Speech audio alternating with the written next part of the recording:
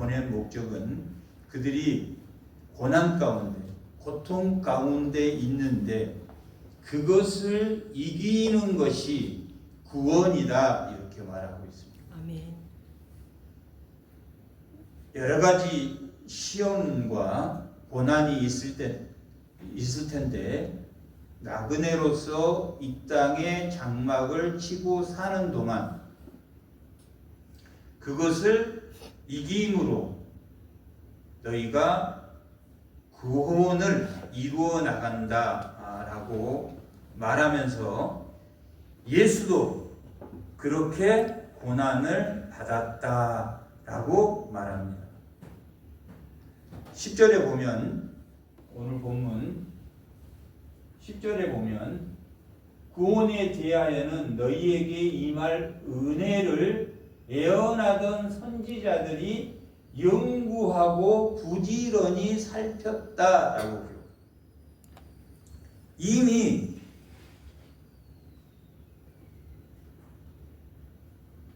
오실 메시아에 대해서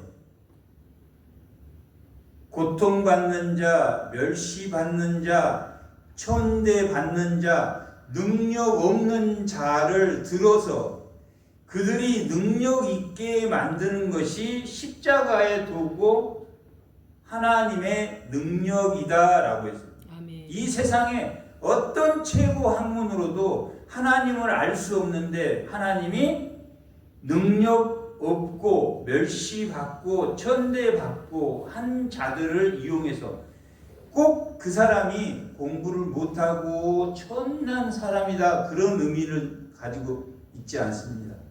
부자고 박사가 10개라도 하나님을 아는 것은 내가 이걸로는 알 수 없다라고 생각하는 그런 사람들에게 십자가는 하나님의 능력이다라고 말하고 있습니다. 하나님의 지혜는 뭐라고 했습니까? 하나님의 지혜는 하나님의 영밖에 하나님의 말씀을 이해하고 그것을 지혜로 쓸 수밖에 없다. 그러면 하나님의 영은 뭡니까? 성령을 받은 자가 곧 십자가에 도다. 그래서 십자가에 도는 하나님의 능력과 하나님의 지혜다라고 말하는 것은 하나님의 지혜는 성령이 있어야 되는 것이고 하나님의 능력은 자기가 죄인이고 부족하다는 것을 인정하는 것이 십자가의 도다, 구원이다, 이렇게 말하고 있습니다. 아멘. 그것을 구약 때 이미 말했다. 이사야 53장, 이사야 52장 끝부분부터 한번 보겠습니다.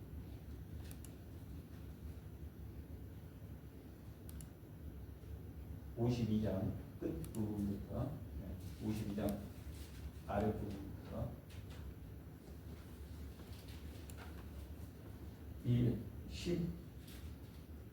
52장 13절 다 같이 한번 읽어보겠습니다. 보라, 내 종이 형통하리니 받들어 높이 들어서 지극히 존귀하게 되리라. 전에는 그의 모양이 타인보다 상하였고 그의 모습이 사람들보다 상하였으므로 많은 사람이 그에 대하여 놀랐거니와 그가 나라들을 놀라게 할 것이며 왕들은 그로 말미암아 그들의 입을 봉하리니 이는 그들이 아직 그들에게 전파되지 아니한 것을 볼 것이요 아직 듣지 못하는 것을 깨달을 것이라. 53장 1절. 우리가 전하는 것을 누가 믿었느냐? 여호와의 팔이 누구에게 나타났느냐? 그는 주 앞에서 자라나기를 연한 순 같고 마른 땅에서 나온 뿌리 같아서 고운 모양도 없고 품체도 없는즉 우리가 보기에 흠모할 만한 아름다운 것도 없다. 지금 예수님을 구약 때 지금 표현해서 고난받는 종에 대해서 기록해 놓은 겁니다.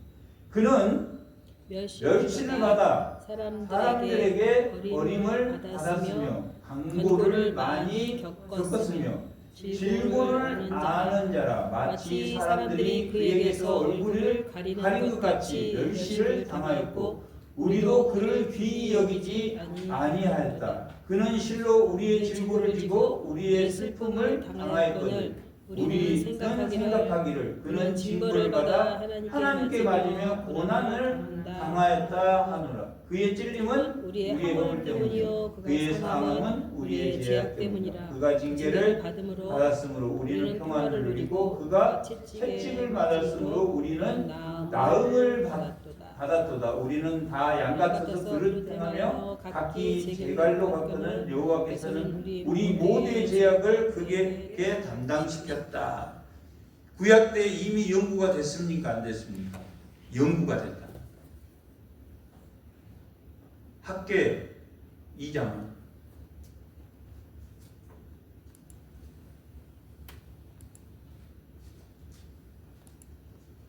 학계서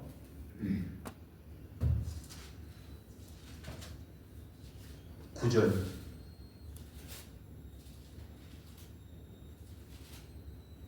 다같이 한번 읽어보겠습니다. 이 성전의 나중 영광이 이제 스룹바벨 성전을 지어놓고 그 성전을 바라보면서 이 성전의 나중 영광이 이전 영광보다 솔로몬의 성전 그 영광보다 더 크리라. 만군의 여호와의 말이니라. 내가 이곳에 평강을 주리라. 만군의 여호와의 말이로다. 스룹바벨 성전을 지어놓고 예전 너무나 그 성전이 초라해서 솔로몬 성전보다도 더 클 예수님의 성전이 올 것이다 라고 말합니다. 그래서 성경에서는 예수님에 대해서 구약에 수없이 어디서 예수님이 태어난다고 미가 5장 2절은 말하고 있습니다. 베들레헴에서 태어납니다. 예수는 반드시 어디에서 태어나야 됩니까? 베들레헴에서 태어나. 성경에 딱 예수님이 태어나는 곳을 지명을 했다. 그리고 요즘 자기들이 예수라고 말하는 사람들이 베들레헴에서 태어났습니까? 아니. 베들레헴에서 태어났다. 스가랴 9장 스가랴서 9장 9절 다같이 한번 읽어보겠습니다. 시온에 따라 크게 기뻐할지어다. 예루살렘에 따라 즐거이 부르짖어다. 보라, 내 왕이 내게 임하나니 그는 공의로우며 구원을 베푸시며 겸손하여 뭘 타고 갑니까? 예수님은 반드시 나귀를 타고 간다. 예수님은 예루살렘 입성할 때 나귀 타고 가셨습니까? 안 타고 가셨습니까? 나귀 타고. 이미 미리 다 적어놨다. 옆구리에 창이 찔려야 된다라고 기록되어 있다. 11장 12절에 한번 11장 12절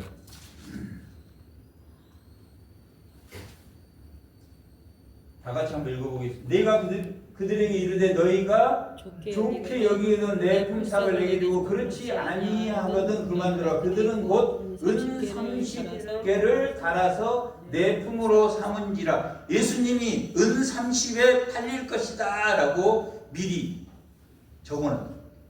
은 30에 팔리지 않는 사람은 예수가 아니라, 나귀를 타지 않으면 예수가 아니라, 베들레헴에서 나오지 않으면 예수가 아니라.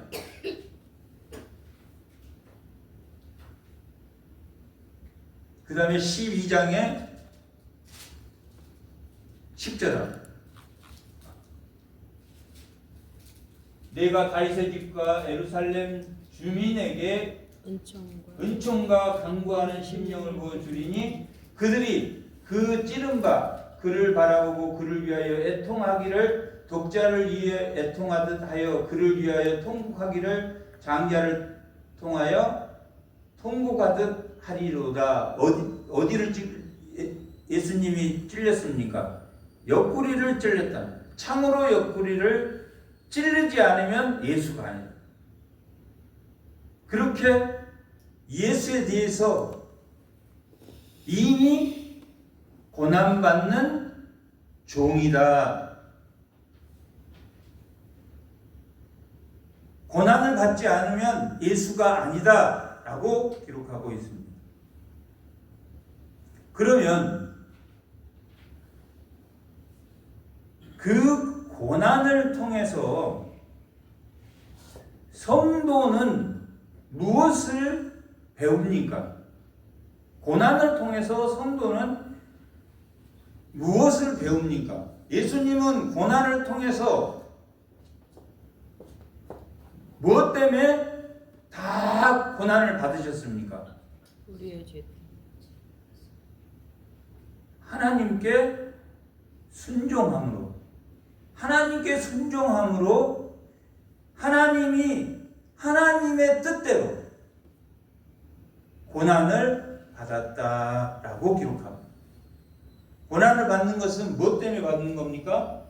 순종 때문에 받는다. 베드로 전서의 전체 이야기입니다. 예수님은 고난받는 종으로 오셨고 부활하셨고 그 하나님이 우리를 거듭나게 하시고 산 소망을 주셨는데 산 소망과 거듭나게 실행하신 그분이 예수님이시다. 우리의 모든 죄를 지고 하나님의 뜻대로 우리의 죄를 계속해서 죽으셨기 때문에 이 땅에 사는 동안 우리는 흩어진 나그네처럼 1장 1절에 지금 기록되어 있는 베드로전서 1장 1절에 보면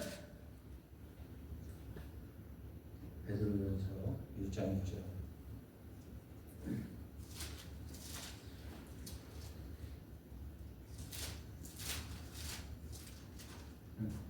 예수 그리스도의 사도 베드로는 본도 갈라디아 갑바도기아 아시아와 비두니아에 흩어진 나그네에게 편지를 보냈다. 이 흩어진 나그네는 뭘 의미하고 있냐면 당시 네로 시대 때인데 핍박, 억압, 미효 수없이 고난을 받고 있었던 사람들이다.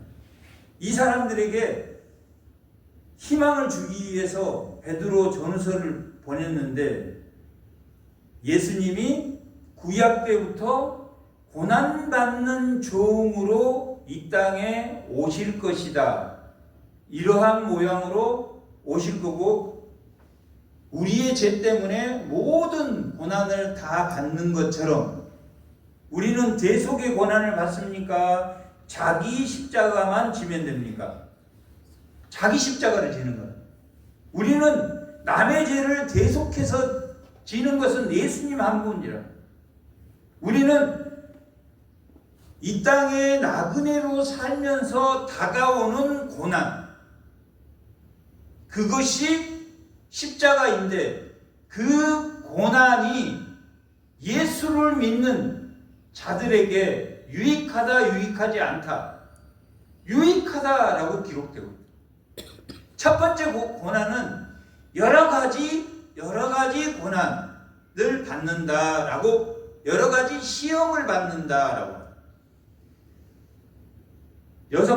여섯 개의 고난이 있는데 두 개는 마귀 시험과 이 여러 가지 시험, 마귀 시험과 여러 가지 시험은 잠깐 왔다 사라지는 고통이다. 우리가 심하게 코로나에 걸려서 몸이 너무너무 아파. 그것은 잠깐 왔다 가는 마귀 시험도 그런 것과 같이 잠깐 왔다 간다라고 기록되어 있다. 1장 6절. 베드로전서 1장 6절 다 같이 한번 보겠습니다. 너희가 이제 여러 가지 시험으로 말미암아 잠깐 근심한다. 잠깐 근심한다. 시험 당하는 것은 잠깐이다. 그러나 이 시험을 통해서 오히려 7절에 보면 너희 믿음이 확실해진다. 잠깐 시험을 통해서 잠깐 시험이 오면 누구를 의지합니까? 하나님 의지한다. 잘 먹고 잘 살 때는 하나님을 다 잊어버립니다. 그러니까 잠깐 시험은 우리의 믿음, 회개하고 하나님 앞 나오고, 그러므로 말미암아 우리가 천국에 가면 하나님에게 칭찬을 받겠습니까? 안 받겠습니까? 여러 가지 시험을 통해서 믿음의 확실함으로 너희가 칭찬을 받을 것이다 라고 기록하고 있습니다. 두 번째 시험은 부당한 시험입니다. 부당한 시험은 2장 19절에 있습니다. 지금 부당한 시험은 누가 당하고 있는 겁니까? 흩어진 나그네들. 우리 흩어진 이 땅에 장막을 치고 산단 말이에요. 이 땅에 사는 것은 언젠가 그 텐트를 거둬야 되는 장막이란 말이에요. 영원히 사는 장막이 아니에요. 이스라엘 백성들이 움직일 때는 뭘 들고 다녔습니까? 텐트, 장막 성전을 들고 다녔다. 그러나 전쟁이 다윗으로 인해서 전쟁이 끝난 다음에 움직이지 않아도 되니까 뭘 세웠습니까? 성전을 지었다. 솔로몬이 성전을 움직이지 않아도 되는 성전을 지었다. 그리고 그 성전이 허물어졌습니까? 안 허물어졌습니까? 그 성전이 허물어지고 움직이지 않는 전쟁이 끝난 그 성전이 허물어진 다음에 예수 성전이 3일 만에 부활하심으로 지어졌다라고 말합니다. 그런 이 땅에 살면서 당연히 고난을 받는, 믿지 않는 자나 믿는 자나 동일하게 고난을 받는다. 그러나 믿는 자는 그것이 믿음의 확신과 구원에 대하여 그것을 견디는 것이 구원이라. 자기 십자가를 지는 것이 구원함이라. 자기 십자가를 안 지는 사람이 있습니까? 없습니까? 없다. 이곳은 세상이니까. 에덴에서 쫓겨나 죄가 엎드려 있는 세상이랍니다. 죄가 엎드렸는데 뭐 하라고 그랬습니까? 그 죄를 다스리라고 했답니다. 다스리는 방법은 어떤 방법뿐입니까? 누구를 의지하는 방법뿐입니까? 예배 드리는 방법 외에는 없었단 말이에요. 가인은 예배를 드렸습니까? 예배를 드리지 않았습니까? 미워하고 죽이고 폭력적인 제국을 만들었다. 하나님이 아벨 대신 셋이란 자손을 다시 하나님 주셨어요. 아담을 통해서. 그 셋은 예배를 드렸습니까? 안 드렸습니까? 죄를 다스리면서 하나님 은혜 가운데 살았어요. 그러나 그들도 결국은 가인의 후예들과 섞여져 가지고 결국은 죄에 빠져버렸다. 하나님이 기가 막혔다. 그 중에서 4명, 노아, 함, 야벳, 셈, 그리고 며느리 셋, 아내 하나. 이 며느리하고 아내는 이름이 없습니다. 그러면 이 8명은 예배를 잘 드렸습니까? 안 드렸습니까? 잘 드렸어. 잘 드려서 포도를 잘 바꿔서 열매도 맺혔다. 풍성한 열매를 맺혔다. 그러나 함의 자손이 블레셋이 되고 아수르가 되고 가나안이 되고 가나안의 조상이 됐다. 함의 셈의 자손은 셈처럼 예배를 드리는 자들. 그 중에서도 벨렉은 아브라함의 조상이 되고 다른 아들은 바벨탑을 쌓단 말이에요. 끊임없이 범죄했습니까? 안 했습니까? 끊임없이 이웃을 미워했단 말이에요. 고대 11장까지 고대사는 끊임없이 이웃을 미워하며 살인하고 제국을 세운 역사다. 그래서 그 대안으로 하나님이 하나님 나라를 만드셨단 말이에요. 아브라함으로 하나님 나라를 만드셨어요.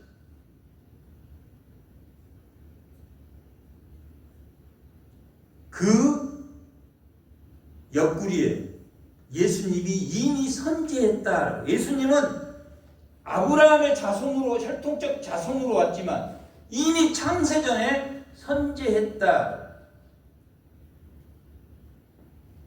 이 땅에 사는 동안은 죄가 문 앞에 있기 때문에 예배, 하나님의 말씀 앞에 있지 않으면은 흔들립니까? 흔들리지 않습니까? 흔들린다. 에덴은 혼돈에서 질서로, 공허에서 충만으로, 어둠에서 빛으로 옮겨놓은 것이 에덴이란 말이에요. 근데 에덴에서 나갔다는 것은 질서에서 혼돈으로, 충만에서 공허로, 어둠에서 빛에서 어둠으로 나간 거랍니다. 그래서 예수님이 질서와 공허와 충만과 빛으로 예수님이 오셔서 예수를 믿는다는 것은 그 질서와 충만과 빛 가운데로 나가는 거예요. 아멘. 고린도전서 14장 33절.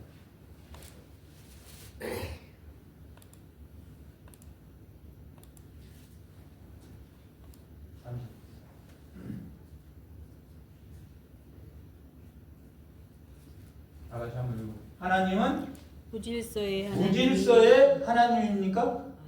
무질서의 하나님이 아니시오.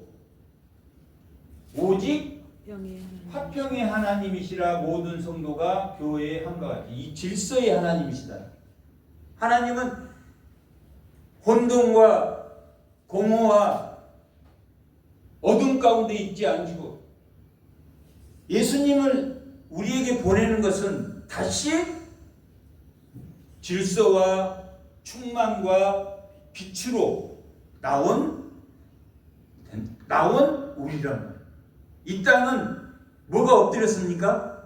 죄가 엎드렸다. 그걸 우리가 죄의 오염이라고 합니다. 그래서 우리는 전적 타락했어요. 천지를 창조할 때는 하나님의 형상으로 만들어서 하나님의 호흡을 불어여서 생명이 되어 사람이 되었다. 사람이 되었어. 뭘 아는 사람이었습니까? 에덴에서는 하나님을 아는 사람이었어. 하나님을 아는 사람이었어. 그런데 셋을 만들 때는 아담이 자기의 형상이다라고 해요. 에덴에서 쫓겨난 이후에는 에덴은 지성소지만 지성소에서 쫓겨난 이들은 하나님을 의지하지 않는 한은 죄의 오염에서 벗어날 수가 없었다. 그래서 셋을 낳았을 때도 아담의 자기의 형상으로 셋을 낳았다. 그런데 그 셋은 하나님의 이름을 찾았습니까? 안 찾았습니까? 찾았다고 해요. 찾았다.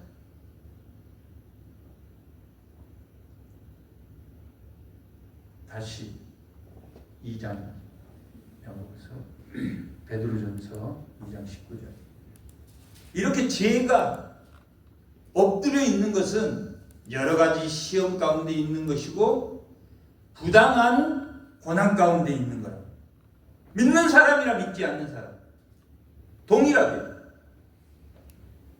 믿는 사람과 믿지 않는 사람의 결과가 어떻게 된다고 했습니까?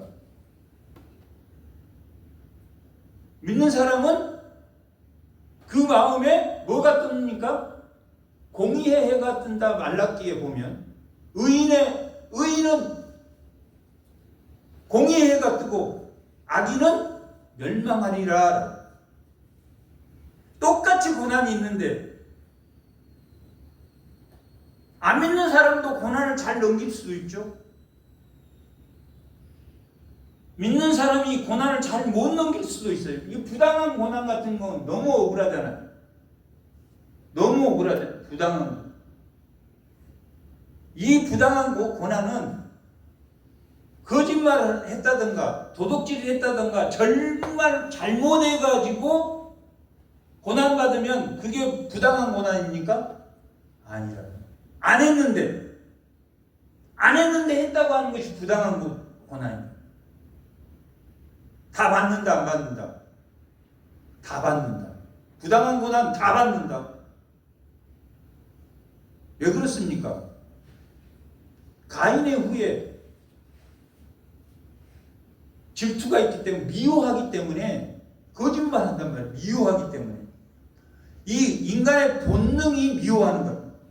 여러 가지 시험과 부당한 시험과 의의 시험과 육체의 시험과 불같은 시험과 마귀 시험을 거침으로 믿음의 확실함이, 오늘 말씀의 제목이 구원이 되어야 돼요. 구원을 이루어 나가는 거예요.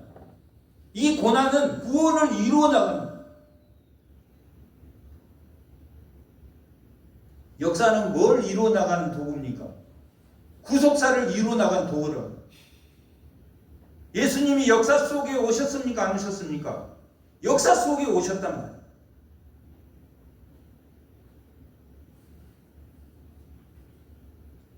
부당한 고난, 어려운 여러 가지 시험, 이것은 누구나 있을진데, 부당한 고난은 오래 가는 고난입니다. 시험, 여러 가지 시험, 마귀 시험은 잠깐 왔다 그런 일 있었나도 잊어버릴 정도. 우리가 언제 아팠나? 감기 낫고 나면 모르잖아요. 부당한 고난은 20절 그 밑에 보면 죄가 있어 매를 맞고 참으면 무슨 칭찬이 있어 선을 행함으로 고난을 받고 참으면 이는 하나님 앞에 구원을 이루는 것이다. 그렇게 선한 것은 다 구원을 이루는 것입니다.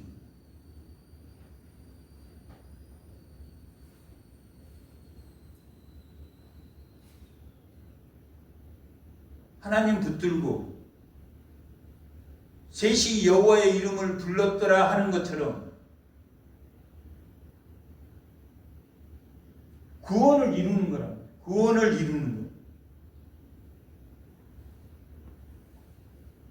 부당한 고난은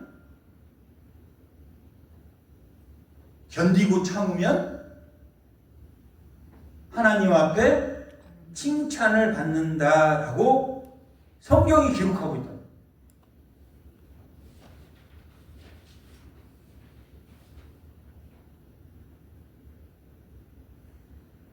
고난을 통해서 자기 믿음을 확고히 해 나간다.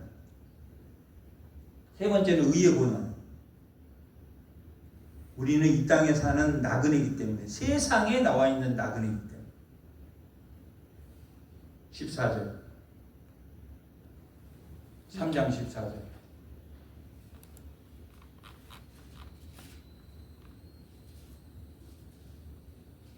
그러나 의를 위하여 고난을 받는다.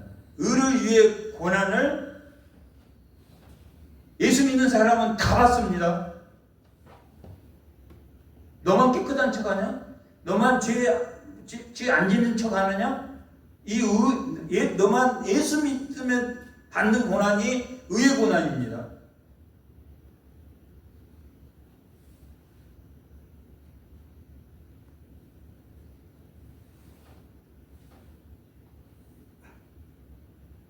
의롭게 질서 안에 사는 사람, 질서 안에 사는 걸 세상은 못마땅하게 본다. 무질서 가운데, 그 무질서 가운데 자기 나름대로의 질서를 지키고 사는 사람들이에요. 세상 사람들. 돈 버는 것에서 모든 것에서 무질서 가운데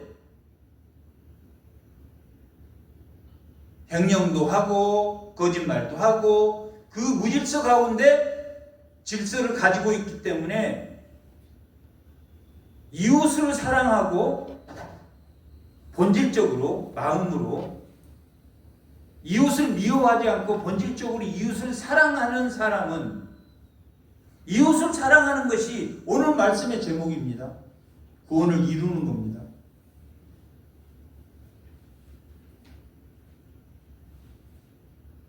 그것을 의의 고난이다라고 말합니다. 15절에 보면 너희 마음에 그리스도를 주로 삼아 거룩하게 하고 너희 속에 있는 소망에 관한 이유를 묻는 자에게 대답할 것을 항상 준비하되 온유와 두려움으로 하고 질서에 대해서 준비하라. 그것을 복음의 변증이라고 말합니다. 예수님을 증거한다는 것은 예수님을 증거하는 것을 변증이라고 해요. 변증. 왜 변증이라고 그러냐면 하늘과 땅이 같다.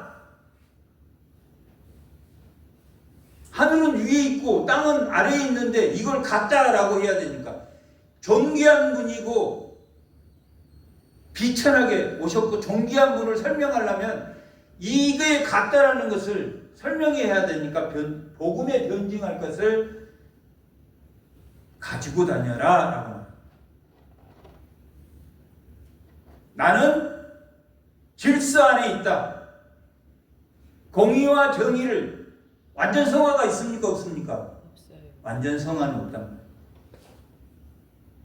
그러나 내가 여전히 아직도 날마다 나를 쳐서 복종할 정도로 아무리 내가 예수님을 따라서 자기 십자가를 지려고 해도 아직도 부족한 게 많다라고 변증하면 됩니다. 아, 나는 질서 있게 살지. 살려고 노력하는 거랍니다. 새로운 피조물이 됐습니까? 안 됐습니까? 됐어. 이미 우리는 하나님 나라에 들어왔단 말이에요. 나갔다 들어왔다 하는 게 아니랍니다. 그러나 성화란 칭의는 하나님의 의의를 내가 받아들였어. 그래서 의롭게 되면 새로운 피조물이 된단 말이에요. 그러나 성화라는 것은 구원을 이루어 나가는 거랍니다. 떨림과 두려움으로 구원 아직 못 받은 게 아니라 성화, 의를 이루어 나가는 존재란 말이에요. 언제까지? 예수님이 재림한 그날까지. 그것을 뭐라고 말합니까? 마태복음 13장에서는 자라난다라고 말합니다. 하나님이 고린도전서에는 3장에는 자라나게 하신다라고 말합니다. 좋은 땅에 심으면 자라납니까? 안 자랍니까? 자라난다. 빵에 누룩을 넣으면 부풀립니까? 안 부풀립니까? 부풀리는 것처럼 천국은 그렇다. 좋은 땅에 나무를 심으면 자라는 것처럼 겨자씨만한 씨를 심으면 새들이 깃들 큰 나무가 된다. 자라난다. 그게 떨림과 구원을 이루어 나가는 것이다. 칭의는 믿는 것이고. 그래서 우리는 완전히 피조물이 되었다. 피조물이 되었는데 여전히 예수님이 재림하기까지는 자라나다가 죽으면 우리 몸은 어디 있습니까? 땅에 있답니다. 땅 속에 있어. 우리 몸은 구원 받았습니까? 못 받았습니까? 그걸 모르시더라고. 몸도 구원을 받은 겁니다. 중간기라고 해서 땅에 있다. 예수님이 재림할 때 우리는 죽으면 다 우리 영혼은 낙원에 가 있다. 우리는 낙원에, 내 영혼은 낙원에 가 있는데 내 몸은 중간기 동안 어디에 있냐면 무덤에 있다. 수월이 아니라 땅속 무덤이 있다. 그리고 데살로니가 보면 산자가 먼저, 죽은 자가 먼저 일어납니까? 산자들이 먼저 하늘로 올라갑니까? 죽은 자들이 먼저 죽어서 예수 믿고 죽은 사람들이 먼저 일어난단 말이에요. 죽은 자들이 다 몸이 일어나. 그래가지고 자기 영혼과 딱 결합이 돼서 신령한 몸이 된다. 고린도전서 15장에는 이걸 신령한 몸이라고 그럽니다. 신령한 몸이 돼서 예수님과 함께 계시록 19장에 혼인잔치에 간단 말이에요. 우리가 뭘로 갑니까? 신부로 간단 말이에요. 지금은 예수님하고 청혼된 상태란 말이에요. 청혼.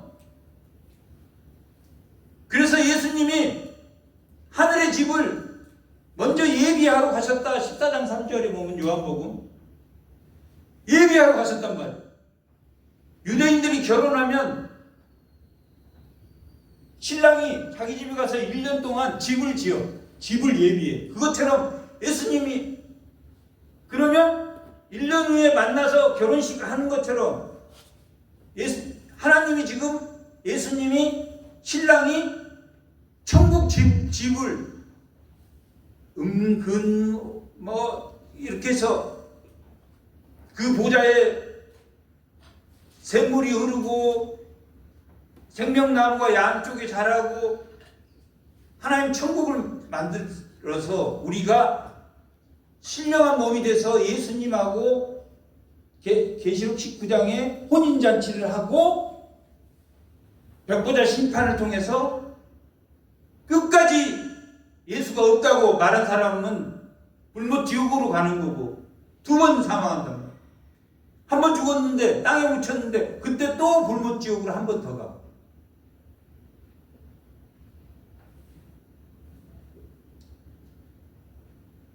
우리 몸 구원 받는다 안 받는다? 받는다. 로마서 8장 한번 잠깐만.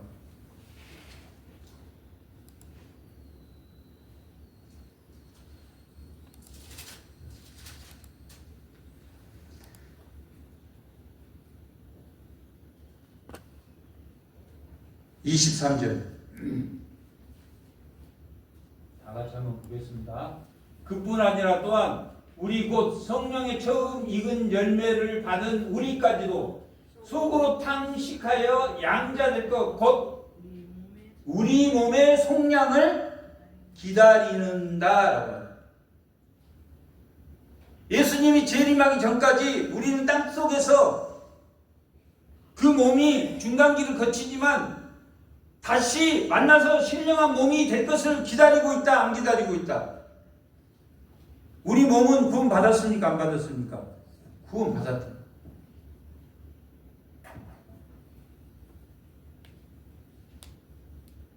그게 의의 고난이란 말이에요.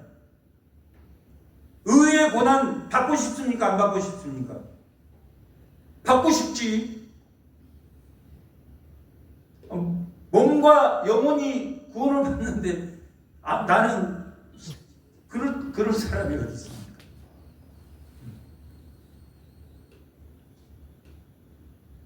의의 고난도 견딜만 합니까? 안 견딜만 합니까? 견딜만 하다. 그 다음에 4장 1절 베드로전서 4장 1절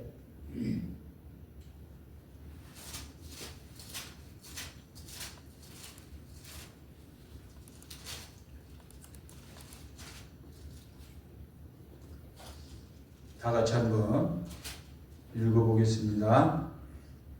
그리스도께서 이미 육체의 고난을 받으셨으니 너희도 같은 마음으로 갑옷을 삼으라. 이는 육체의 고난을 받는 자가 죄를 그칩니다. 육체의 고난에 유익한 점, 죄를 그칩니다.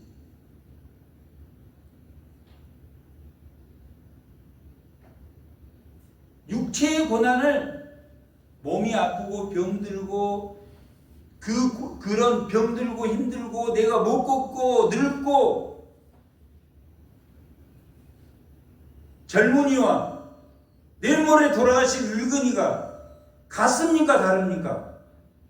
같습니다. 성경은 어린아이와 어른이 같습니까? 안 같습니까? 같습니다. 성경은 요엘서 늙은이는 꿈을 꾸고 젊은이는 장래의 일을, 아이들은 다 예수를 믿는 사람은 누구나 존귀하단 말이에요.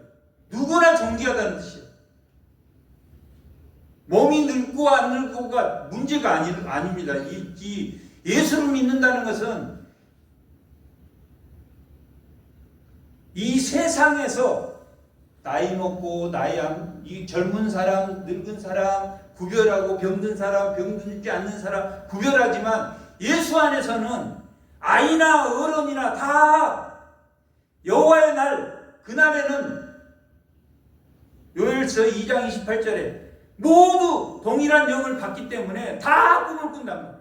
다 환상을 보고 모두가 같단 말이에요. 내일 모레 돌아가실지라도 돌아가시기 전까지는 똑같이 꿈을 꾼단 말이에요. 성령의 꿈을 똑같이 꾼단 말이에요. 육체의 고난을 통해서 세상의 더러운 것을 지워낸다.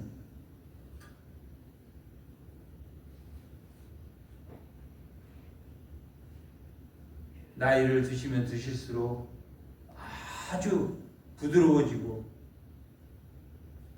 이해심도 많고 그거 지나고 오니까 아무것도 아니더라. 아무것도 아니지. 지금 내일 모레 돌아가실 분한테 한번 물어보세요. 그때 그렇게 싸웠는데 지금도 믿냐? 의미가 없다. 육체의 고난은 그런 것이다. 불시험. 빨리 끝내겠습니다. 불시험 5장 12절. 아니. 4장 12절. 다 같이 한번.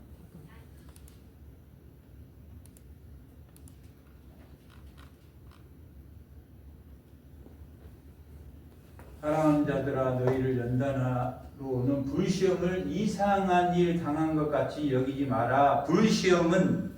지금 불시험은 그 아래 13절부터 나와 있는 게 중요합니다.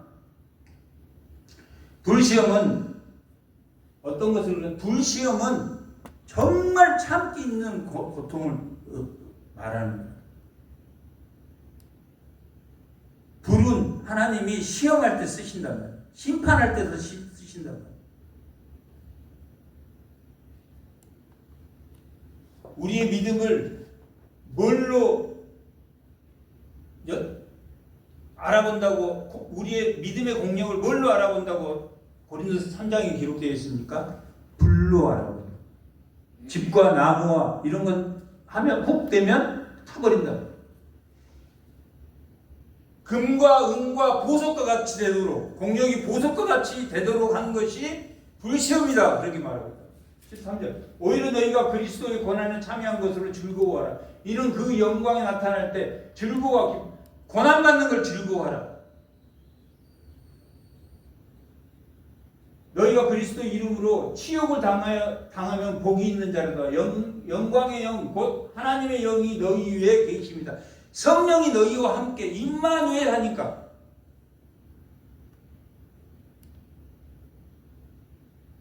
예수님의 이름이 2개 있습니다. 하나는 뭡니까? 예수. 또 하나는 뭡니까? 임마누엘. 임마누엘은 내가 너희와 함께 하겠다라고. 죄를 대속해서 구원하겠다. 일상생활에서 너희와 함께 하겠다. 아멘. 고난 가운데 함께 하겠다. 아멘. 어려움 가운데 함께 하겠다. 아멘. 긍휼이란 뜻이 컴패션. 패션은 고난이란. 컴은 함께라는 뜻이다. 고난을 함께 하시는 것이 긍휼이라는 거예요.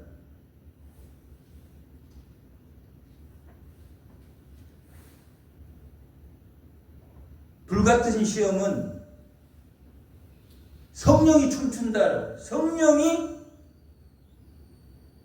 너희와 함께하는 것을 알게 된다라고 기록하고 5장 8절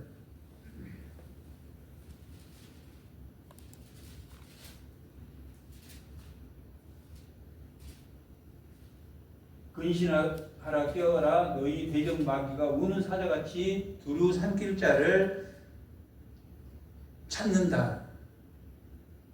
마귀 시험은 이 6가지 시험은 믿는 자가 반드시 받는 시험이랍니다.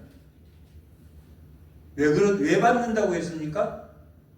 이 땅에 사는 동안은 장막입니까? 완성된 하나님의 하늘 성전입니까?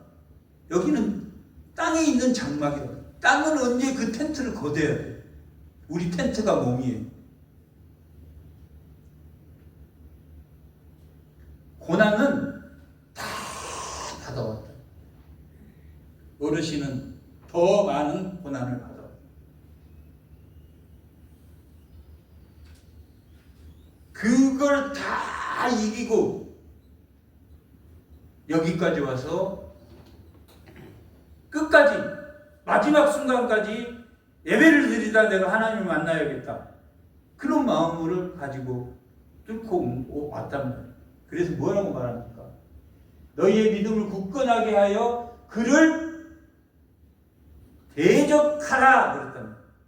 무지개표 이후에 정의를 세우는 피해 복수를 허락했단 말이에요. 왜 홍수 이후에 사람 칼을 악인은 칼로 쳐서 죽일 수 있게 하나님이 했습니까? 가인 때는 살인을 금지했는데 이미 너무 악해졌단 말이에요. 홍수 이후에는 너무 악해졌어. 그래서 뭘 세워야 되겠다고 하나님 생각했겠습니까? 정의를 세워. 옳은 일에 피해 복수는 자기 아버지가 밥 줬는데 자기 아버지를 때려 죽였어. 그건 정의를 위해서 반드시 피해 복수를 하도록 돼 있습니다. 율법에. 그 피해 복수를 허락한 거야. 그리고 빵을 한 대 맞았어. 근데 이 빵 맞은 사람 돈이 많아. 그러니까 그 사람 죽여버렸어. 됩니까? 안 됩니까? 동의 복수법. 빵 한 대 맞았으면 빵 한 대로. 여자에게 혼인증명서를 끊어주는 것도 여자는 당시에 먹을 것이 없어. 다 창녀가 될 수밖에 없는 상황. 그래서 이혼 증서를 줘서 결혼할 수 있도록 했다.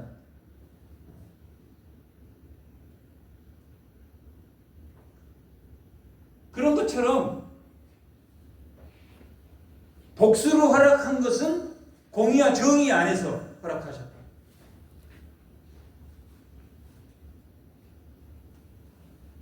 이러한 고난을 이겨내는 것이 구원이다, 구원이 아니다.